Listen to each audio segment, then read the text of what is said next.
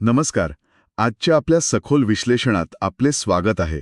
आज आपण डॅरन हार्डी यांचे एक खूप गाजलेलं पुस्तक द कंपाऊंड इफेक्ट यावर जरा सविस्तर बोलणार आहोत. हो, नमस्कार. हे पुस्तक खरंच खूप प्रभावी आहे. हे पुस्तक एका अगदी मूलभूत सत्याकडे लक्ष वेधतं. म्हणजे यश हे काही एका रात्रीत मिळत नाही किंवा कोणती जादूची गोळी वगैरे नसते. बरोबर. तर ते लहान लहान पण सातत्यपूर्ण प्रयत्नांचं फळ आहे, असं लेखक म्हणतात. आपण अनेकदा मोठ्या बदलांच्या मागे असतो, पण खरी शक्ती म्हणजे छोट्या पावलांमध्येच आहे. अगदी बरोबर. आणि डॅरेन हार्डी स्वतः याच तत्वाचा उत्तम उदाहरण आहेत बरं का. अगदी तरुण वयात म्हणजे 18व्या वर्षीच ते चांगलं उत्पन्न मिळवत होते. अच्छा. हो, आणि 27व्या वर्षापर्यंत तर त्यांची कंपनी कोट्यावधींची उलाढाल करत होती. शिवाय सक्सेस मासिकाचे ते प्रकाशक होते. त्यामुळे त्यांना अनेक यशस्वी लोकांचा प्रवास, त्यांची सूत्र अगदी जवळून बघता आली.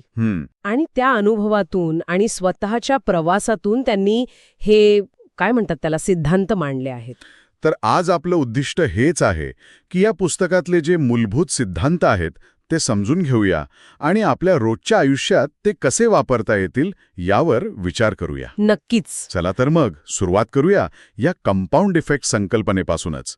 हा शब्द ऐकायला तर भारी वाटतो, पण याचा नेमका अर्थ काय? हो, कंपाऊंड इफेक्ट. पुस्तकाचं नावच हे आहे आणि हेच त्याचं मुख्य सूत्र पण आहे.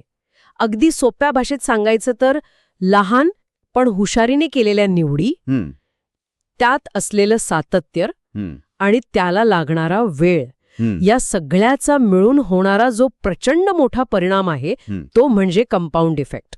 संकल्पना अगदी साधी आहे, पण तिची ताकद म्हणजे अफाट आहे. खरंय. आणि आपण बघतोच की अनेक जण झटपट यश, झटपट श्रीमंती किंवा वजन कमी करण्याच्या मागे कसे धावतात. हो. हार्डी अगदी स्पष्टपणे सांगतात की अशा गुप्त पद्धती किंवा युक्त्या नसतातच. या जाहिरातींवर विश्वास ठेवू नका. म्हणजे पुस्तक वाचताना कदाचित वाटेल की अरे यात नवीन काय, पण सत्य अनेकदा साधंच असतं, नाही का? अगदी. आणि यातली खरी मेक काय माहितीये, या लहान कृतींचे परिणाम सुरुवातीला अजिबात दिसत नाहीत. शून्य. बरोबर. आणि म्हणूनच बहुतेक लोक कंटाळून सोडून देतात. काही दिवसात, काही आठवड्यात. कारण आपल्याला आजकाल सगळं कसं इन्स्टंट हवंय. इन्स्टंट कॉफी सारखं. हो, इन्स्टंट निकाल. पण कंपाऊंड इफेक्टला संयम लागतो. जे टिकून राहतात ना, त्यांना मग कालांतराने आश्चर्यकारक परिणाम मिळतात. कधीकधी तर अविश्वसनीय वाटतात ते. याचंच एक जबरदस्त उदाहरण आहे पुस्तकात, ते मॅजिक पेनीचं गणित. हो, ते खूप छान आहे. कल्पना करा की 2 पर्याय आहेत आपल्यासमोर. एक म्हणजे आज लगेच $3 दशलक्ष म्हणजे जवळपास 25 कोटी रुपये घ्यायचे. आणि दुसरा पर्याय म्हणजे फक्त 1 पैसा घ्यायचा, जो पुढचे 31 दिवस दररोज दुप्पट होत जाणार. कोणता पर्याय निवडायला हवा? साहजिकच आहे. म्हणजे $3 दशलक्ष रक्कम एकदम आकर्षक वाटते, कोण नाही म्हणेल. बरोबर. आणि सुरुवातीला तो 1 पैसा अगदीच काही नाही. 10 दिवसांनी फक्त $5 होतात त्याचे. 20 दिवसानंतरही जेमतेम $5,000. आणि दुसऱ्याकडे तर 3 मिलियन आहेत. हो, इथेच बहुतेक लोक म्हणतील की अरेच्छा, आपण चुकीचा पर्याय निवडला. इथेच तर खरी परीक्षा आहे. पण गंमत पुढे आहे. खरी गंमत येते 31व्या दिवशी. तो 1 पैसा दुप्पट होत होत म्हणजे $10.7 दशलक्षच्या वर जातो. म्हणजे जवळपास 90 कोटी रुपये. हो, हे आहे कंपाऊंडिंगचं, चक्रवाढीचं सामर्थ्य. लहानशी सातत्यपूर्ण वाढ सुरुवातीला दिसत नाही, पण वेळ जातो तशी ती प्रचंड वेग घेते. आणि हे गणित फक्त पैशांचं नाहीये, हेच हार्डीनं सांगायचंय. आणि हेच पटवून देण्यासाठी त्यांनी ते 3 मित्रांचं उदाहरण दिले, लॅरी, स्कॉट आणि ब्रॅड. हो, ते पण मस्त उदाहरण आहे. तिघही एकाच पातळीवर आहेत सुरुवातीला. उत्पन्न, आरोग्य, सगळं साधारण. मग त्यातला स्कॉट काय करतो? काही अगदी छोटे सकारात्मक बदल करायचं ठरवतो. रोज फक्त 10 पानं चांगली पुस्तकं वाचायची. फक्त 10 पानं? हो, फक्त 10 पानं. कामावर जाता येता 30 मिनिटं काहीतरी चांगलं, म्हणजे प्रेरणादायी किंवा माहितीपूर्ण ऐकायचं. आणि रोजच्या आहारातून फक्त 125 कॅलरीज कमी करायच्या. म्हणजे अगदी एखादं कोल्ड्रिंक टाळलं किंवा थोडं कमी तेलकट खाल्लं की झालं. म्हणजे हे बदल इतके छोटे आहेत की जाणवणार पण नाहीत सुरुवातीला. अजिबात नाही. आणि दुसरीकडे ब्रॅड आहे. तो काही लहान पण नकारात्मक सवयी लावतो. थोडं जास्त जंक फूड, टीव्ही जास्त बघणं, आठवड्यातून एखादं ड्रिंक जास्त घेणं, हे पण अगदी छोटे बदल. आणि तिसरा मित्र लॅरी. लॅरी काहीच बदलत नाही. तो जसा आहे तसा राहतो, जैसे थे. अच्छा, मग पुढे काय होतं? आता इथे महत्वाचा भाग येतो. पहिले काही महिने, समजा 5 महिने, 10 महिने, या तिघांमध्ये अक्षरशः काही फरक दिसत नाही. काहीच नाही. काहीच नाही. तिघेही तसेच दिसतात, तसेच जगतात. त्यामुळे स्कॉटला वाटू शकतं की काय उपयोग हे करून, आणि ब्रॅडला वाटू शकतं अरे थोडं खाण्यापिण्याने काय फरक पडतोय. इथेच तर सातत्य टिकवणं महत्वाचं आहे. पण मग काय होतं, साधारणपणे म्हणजे 27 ते 31 महिन्यांनंतर? हो, म्हणजे साधारण 2.5 वर्षानंतर चित्र पूर्णपणे बदलतं. कसं? स्कॉटचं वजन जवळपास 15 किलोने कमी होऊन तो एकदम फिट झालेला असतो. त्याला कामात प्रमोशन मिळालेलं असतं, कारण त्याचं ज्ञान वाढलेलं दिसतं, त्याचा दृष्टिकोन सकारात्मक झालेला असतो, त्याचं वैवाहिक जीवन पण सुधारलेलं असतं. अरे वा. आणि ब्रॅडचं काय? ब्रॅडचं वजन उलट 15 किलोपेक्षा जास्त वाढलेलं असतं. म्हणजे स्कॉट आणि ब्रॅडमध्ये जवळजवळ 30 किलोचा फरक. बापरे. हो, ब्रॅड कामात पण नाराज असतो आणि त्याच्या वैवाहिक जीवनातही समस्या सुरू झालेल्या असतात. आणि लॅरी, ज्याने काहीच बदललं नव्हतं? बरोबर. आणि हे फक्त आरोग्य किंवा नोकरीपुरतं मर्यादित नाहीये. तुमचं ज्ञान, तुमची कौशल्य, तुमची नाती, तुमची आर्थिक परिस्थिती, सगळ्याच बाबतीत हा नियम लागू होतो. म्हणजे रोज थोडा वेळ जरी नवीन भाषा शिकलो किंवा रोज जोडीदारासाठी थोडा जास्त वेळ काढला, किंवा रोज थोडी बचत केली, या लहान कृतींचे परिणाम कालांतराने प्रचंड मोठे होतात. आणि या उलट पण तसंच, रोज थोडा वेळ फालतू गोष्टींमध्ये घालवला, छोट्या खर्चांकडे दुर्लक्ष केलं, नात्यांकडे दुर्लक्ष केलं, त्याचेही नकारात्मक परिणाम साठत जातात. आपलं आजचं आयुष्य हे आपण भूतकाळात घेतलेल्या निवडींचाच परिणाम आहे. हे वाक्य खूप साधं वाटतं, पण आपण खरंच आपल्या निवडींबद्दल किती जागरूक असतो, हाच तर कळीचा मुद्दा आहे. हार्डी म्हणतात, आपली मोठी समस्या ही नाहीये की आपण मुद्दाम वाईट निवड करतो, तर समस्या ही आहे की आपण अनेकदा नकळतपणे, सवयीने, म्हणजे जणू झोपेत चालल्यासारखं अनकॉन्शियसली निवडी करत असतो. स्लीप वॉकिंग सारखं. हो, अगदी. आणि त्यामुळे आपण हळूहळू आपल्या ध्येयांपासून दूर जातो. आणि मग एके दिवशी आश्चर्य वाटतं की अरे, आपण इथे कसे पोचलो. म्हणजे जागरूकतेचा अभाव हे मुख्य कारण आहे. आणि म्हणूनच हार्डी 100% जबाबदारी स्वीकारण्यावर एवढा भर देतात. अगदी. आपल्या आयुष्यात जे काही होतंय, चांगलं किंवा वाईट, त्यासाठी परिस्थितीला, इतरांना किंवा नशिबाला दोष न देता त्याची जबाबदारी स्वतः घेणं खूप महत्वाचं आहे. हे ऐकायला सोपं आहे, पण प्रत्यक्षात आणायला खूप कठीण आहे, नाही का? नक्कीच कठीण आहे. कारण दोष दुसऱ्यावर टाकला की आपण मोकळे होतो. सोपं वाटतं ते. अगदी. नशिबाला दोष देणं पण एक पळवाटच आहे. हार्डी नशीब या कल्पनेला पण एका सूत्रात मांडतात. अच्छा, कसं? ते म्हणतात, नशीब म्हणजे काय, तर तयारी प्लस सकारात्मक दृष्टिकोन प्लस संधी प्लस कृती. संधी तर बऱ्याचदा सगळ्यांना मिळते, पण ज्यांनी तयारी केली आहे, ज्यांचा दृष्टिकोन योग्य आहे आणि जे योग्य वेळी कृती करतात, तेच नशीबवान ठरतात. म्हणजे नशीब आपल्यावर येऊन पडत नाही, ते तयार करावं लागतं. बरोबर. 100% जबाबदारी घेणं म्हणजे आपण आपल्या आयुष्याच्या गाडीच्या ड्रायव्हिंग सीटवर बसलो आहोत हे मान्य करणं. जबाबदारी घेतली की मग पुढचा टप्पा येतो, तो म्हणजे सवयी बदलण्याचा. कारण आपल्या बहुतेक निवडी ह्या सवयींमधूनच येतात. अरिस्टॉटलचं ते वाक्य आठवतं, आपण तेच असतो जे आपण वारंवार करतो. त्यामुळे उत्कृष्टता ही एक कृती नसून सवय आहे. अगदी. म्हणजे सवयी बदलल्या तर आपण बदलू शकतो. बरोबर. आणि इथे हार्डी एक खूप महत्वाची गोष्ट सांगतात. वाईट सवयी मोडायला किंवा चांगल्या सवयी लावायला फक्त इच्छाशक्ती म्हणजे विल पॉवर पुरेशी नसते. असं का? कारण इच्छाशक्ती मर्यादित असते. ती कमी जास्त होत राहते. कधीतरी ती संपते. त्याऐवजी आपल्याला का शक्तीची गरज आहे? का शक्ती? म्हणजे तुमचं ध्येय काय आहे आणि ते तुमच्यासाठी का महत्वाचं आहे याची खोलवरची स्पष्टता हवी. तुमचा का जितकं स्पष्ट आणि मजबूत असेल, तितकी कठीण प्रसंगात टिकून राहण्याची प्रेरणा जास्त मिळते. ते तुम्हाला ढकलत राहतं पुढे. का शक्ती ही संकल्पना खूपच छान आहे. आणि हे का स्पष्ट करण्यासाठी मग ध्येय निश्चिती म्हणजे गोल सेटिंग महत्वाची ठरते. अगदी. आपल्याला नक्की काय हवंय हे स्पष्ट पाहिजे. ध्येय जर अस्पष्ट असतील तर आपल्या मेंदूला कळतच नाही की कशावर लक्ष केंद्रित करायचं. जेव्हा आपण स्पष्ट ध्येय ठरवतो, ती लिहून काढतो, तेव्हा आपण आपल्या मेंदूला एक प्रकारची सूचना देतो. मग आपला मेंदू आपोआप त्या ध्येयांशी संबंधित संधी, माहिती, संसाधनं यांच्याकडे लक्ष द्यायला लागतो. म्हणजे जसं आपण एखादी नवीन गाडी घ्यायची ठरवली की तीच गाडी सगळीकडे दिसायला लागते तसं. अगदी तसंच. त्याला रेटिक्युलर ॲक्टिवेटिंग सिस्टम RAS म्हणतात. स्पष्ट ध्येय आपल्याला कृती करायला दिशा देतात आणि संधी ओळखायला मदत करतात. ठीक आहे. म्हणजे आपण जबाबदारी घेतली, आपलं का शोधलं, ध्येय ठरवली, चांगल्या सवयींवर काम सुरू केलं, यानंतर येतो तो बिग मूव्ह म्हणजे मोमेंटम किंवा गतीचा टप्पा. हा बिग मूव्ह काय प्रकारे? बिग मूव्ह म्हणजे गतीची ती अवस्था जिथे गोष्टी खूप सहजपणे आणि वेगाने घडू लागतात. न्यूटनचा गतीचा पहिला नियम आठवतो. गतिमान वस्तू गतिमान राहते. आणि स्थिर वस्तू स्थिर राहते. बरोबर. यशाच्या बाबतीत पण तसंच आहे.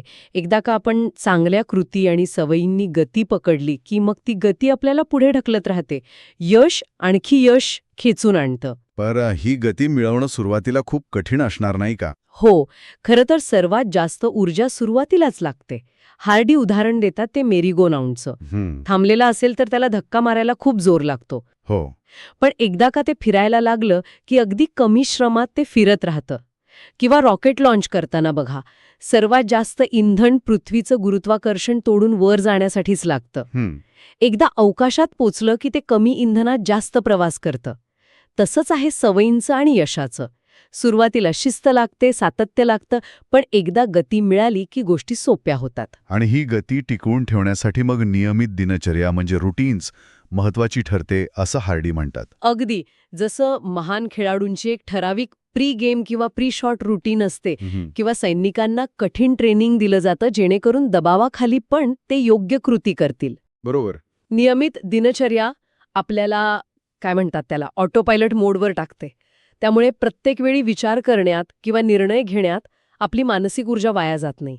हार्डी स्वतः त्यांच्या सकाळच्या आणि संध्याकाळच्या रुटीनबद्दल सांगतात.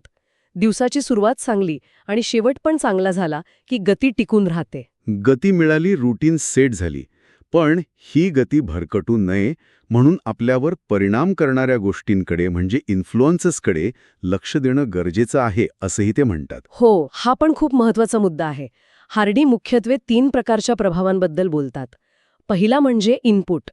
आपण आपल्या मेंदूला काय खाद्य देतो, म्हणजे काय वाचतो, काय ऐकतो, काय बघतो. दुसरा म्हणजे आपली संगत, असोसिएशन्स. आपण कोणासोबत वेळ घालवतो. आणि तिसरा म्हणजे आपलं वातावरण, एन्व्हायरमेंट, आपला परिसर कसा आहे. म्हणजे जर आपण सतत नकारात्मक बातम्या, गॉसिप किंवा फालतू टीव्ही शोज बघत असू तर नकळत आपला दृष्टिकोन नकारात्मक होतो. अगदी. याउलट चांगली पुस्तकं वाचली, माहितीपूर्ण काही ऐकलं तर आपला दृष्टिकोन आणि ज्ञान दोन्ही सुधारतं. म्हणजे थोडक्यात गार्बेज इन गार्बेज आउट. बरोबर. आणि दुसरा प्रभाव संगत, हा तर खूपच महत्वाचा वाटतोय. हो, खूप जास्त. जिम रॉन यांचं ते प्रसिद्ध वाक्य आहे, तुम्ही ज्या 5 लोकांसोबत सर्वाधिक वेळ घालवता त्यांची सरासरी म्हणजे तुम्ही असता. म्हणजे आपली संगत आपल्या विचारांवर, सवयींवर, आपल्या ध्येयांवर परिणाम करते. प्रचंड परिणाम करते. त्यामुळे आपली संगत काळजीपूर्वक निवडणं आवश्यक आहे. काही वेळा जे लोक नकारात्मक आहेत किंवा आपल्याला मागे खेचतात त्यांच्यापासून जाणीवपूर्वक अंतर ठेवणं किंवा संबंध मर्यादित करणं गरजेचं ठरतं. हे थोडं कठोर वाटू शकते काही जणांना. हो, वाटू शकतं. पण आपल्या मानसिक आरोग्यासाठी आणि प्रगतीसाठी ते गरजेचं असू शकतं. आणि त्याचबरोबर जे लोक सकारात्मक आहेत, यशस्वी आहेत, आपल्याला प्रेरणा देतात, त्यांच्यासोबतचा वेळ वाढवणं, एक्सपॅन्डेड असोसिएशन खूप महत्वाचं आहे. मेंटरशिप वगैरे. हो, अगदी.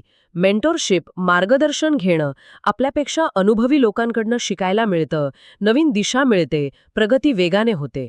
आणि तिसरा प्रभाव म्हणजे वातावरण. आपलं घर, ऑफिस, परिसर. हो, या गोष्टी पण परिणाम करतात. अव्यवस्थित घरात किंवा नकारात्मक वातावरणात सकारात्मक राहणं कठीण जातं. त्यामुळे आपलं वातावरण आपल्याला पूरक कसं राहील याकडे लक्ष द्यायला हवं. म्हणजे स्वच्छता, टापटीपणा, घरात प्रेरणादायी गोष्टी ठेवणं. म्हणजे थोडक्यात आपण काय कन्झ्युम करतो, कोणासोबत राहतो आणि कुठे राहतो यावर नियंत्रण मिळवलं पाहिजे. बरोबर. याने आपली गती योग्य दिशेने राहते. पुस्तकातला शेवटचा पण महत्वाचा टप्पा आहे ॲक्सेलरेशन, म्हणजे गती वाढवणं. याचा अर्थ काय? ॲक्सेलरेशन म्हणजे काय तर जेव्हा आपण आपल्या ठरलेल्या मर्यादेच्या किंवा क्षमतेच्या थोडं पलीकडे जाऊन प्रयत्न करतो तेव्हा मिळणारे परिणाम अनेक पटींनी वाढतात. अच्छा. हे म्हणजे गाडीचा ॲक्सेलरेटर दाबण्यासारखं आहे. आपण नेहमीपेक्षा थोडं जास्त केलं की परिणाम घातांकीय पद्धतीने म्हणजे एक्सपोनेन्शियली वाढू शकतात. याचं एखादं उदाहरण? जसं वेट ट्रेनिंगमध्ये बघा, शेवटचे काही रेप्स मारताना खरी ताकद लागते आणि त्यानेच स्नायूंची वाढ होते. हो. किंवा धावपटू शर्यतीच्या शेवटच्या टप्प्यात आपली सगळी शक्ती लावतो. हार्डी म्हणतात की अनेक लोक ध्येयाच्या अगदी जवळ पोहोचतात पण तिथेच थांबतात, पण जे थोडे जास्त प्रयत्न करतात ना ते इतरांच्या खूप पुढे निघून जातात. म्हणजे नेहमी अपेक्षांपेक्षा थोडं जास्त करणं, डुईंग बेटर दॅन एक्सपेक्टेड, किंवा काहीतरी अनपेक्षित करणं, डुईंग द अनएक्सपेक्टेड. बरोबर. यामुळे तुम्ही गर्दीतून वेगळे उठून दिसता. हार्डी, ओप्रा विन्फ्रे किंवा रिचर्ड ब्रॅन्सन यांची उदाहरणं देतात, जे नेहमी काहीतरी अनपेक्षित आणि मोठं करतात. पण हे फक्त मोठ्या लोकांपुरतं नाहीये. आपल्यासारख्या सामान्य माणसाच्या आयुष्यात हे कसं लागू होतं? आपल्या कामात आपण ठरलेल्या कामापेक्षा थोडं जास्त चांगलं काम करू शकतो. आपल्या क्लायंटला अपेक्षेपेक्षा चांगली सेवा देऊ शकतो. आपल्या सहकार्याला मदत करू शकतो, तीही त्याने न मागता. आपल्या कुटुंबासाठी, जोडीदारासाठी काहीतरी खास, अनपेक्षित करू शकतो. हे जे थोडं जास्त आहे ना, ते लोकांच्या मनात आपली एक वेगळी जागा निर्माण करतं, विश्वास वाढवतो आणि मग संधी पण चालून येतात. हा वाव फॅक्टर तयार करतो आणि आपली प्रगती वेगवान करतो. तर एकंदरीत द कंपाऊंड इफेक्ट आपल्याला आठवण करून देतो की यशाचा मार्ग हा मॅरेथॉन आहे, स्प्रिंट नाही. अगदी. झटपट उपायांच्या मागे न लागता मूलभूत तत्वांवर लक्ष केंद्रित करायचं. आपल्या निवडी, सवयी, सातत्य आणि आपल्यावरचे प्रभाव यावर काम करायचं. कोणतीही जादूची कांडी नाही, फक्त सातत्यपूर्ण लहान पावलं. बरोबर. आणि सर्वात महत्वाचं म्हणजे संयम, पेशन्स, कारण परिणाम दिसायला वेळ लागतो. हे पुस्तक आपल्याला कोणतंही नवीन गुपित सांगत नाहीये खरं तर. नाही. उलट आपल्याला ज्या साध्या गोष्टी माहिती आहेत त्या सातत्याने कशा करायच्या आणि त्यांची एकत्रित ताकद किती मोठी असू शकते हेच ते पटवून देतं. निवड, सवयी, शिस्त, गती, प्रभाव आणि थोडे जास्त प्रयत्न यावर जर जाणीवपूर्वक काम केलं तर कोणीही सामान्य मनुष्य विलक्षण यश मिळवू शकतो. तर या सगळ्या चर्चेचा अर्थ काय घ्यायचा? मला वाटतं अर्थ हाच आहे की यशाची किल्ली आपल्याच हातात आहे. आपल्याला माहीत असतं बहुतेक वेळा काय करायला हवं: व्यायाम, वाचन, बचत. हो, माहीत असतं. पण ज्ञान असूनही आपण कृती करत नाही किंवा सातत्य ठेवत नाही. गरज आहे ती एका स्पष्ट आराखड्याची आणि ते रोज न चुकता करत राहण्याची. अगदी. आणि म्हणूनच आजच्या चर्चेनंतर विचार करण्यासाठी एक प्रश्न नक्कीच आहे. कोणता? अशी कोणती एक लहान, अगदी क्षुल्लक वाटणारी सकारात्मक कृती आपण आजपासून सुरू करू शकतो? फक्त एक. कदाचित रोज फक्त 5 मिनिटं ध्यान करणं, किंवा रोज एका महत्त्वाच्या व्यक्तीला आवर्जून फोन करणं, किंवा रोज फक्त ₹50 बाजूला काढणं. कोणतीही एक लहान कृती जी सातत्याने केली तर भविष्यात मोठे सकारात्मक बदल घडू शकेल, यावर विचार करायला हवा. नक्कीच. हा विचार करायला लावणारा प्रश्न आहे. आजच्या या सखोल आणि विचारप्रवर्तक विश्लेषणात सहभागी झाल्याबद्दल धन्यवाद. धन्यवाद.